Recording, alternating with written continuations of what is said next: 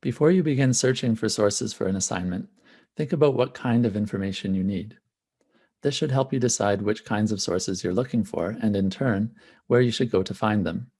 Just as you probably wouldn't run a Google search to confirm the date of your friend's birthday, or call your dentist's office to find out what the weather will be like tomorrow, there are many library resources that are very useful for finding some kinds of information, but not others.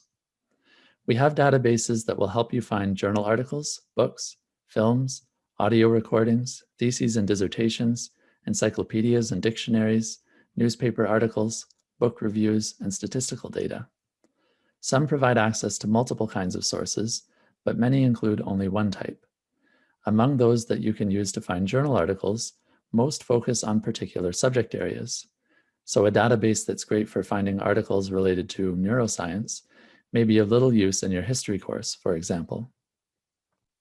To help you choose the best tools for finding the sources you need, we've created library help guides. The subject guides direct you to the best databases for finding materials relevant to your particular subject area.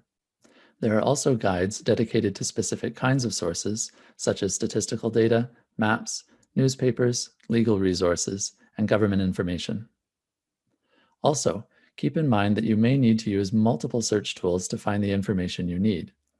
An encyclopedia article could be useful in getting a broad overview of a topic that's new to you, or in confirming a particular fact about your research topic. Newspaper articles can provide you with an understanding of what kind of attention an issue has received in the media.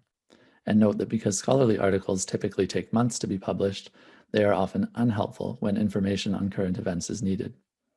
Government websites can be excellent sources of statistical data or information on legislation. Even if you're just looking for journal articles, it can be helpful to search more than one database, especially if you're wanting to gain a more comprehensive understanding of the research that's been done on a topic, or if you're interested in different disciplinary perspectives.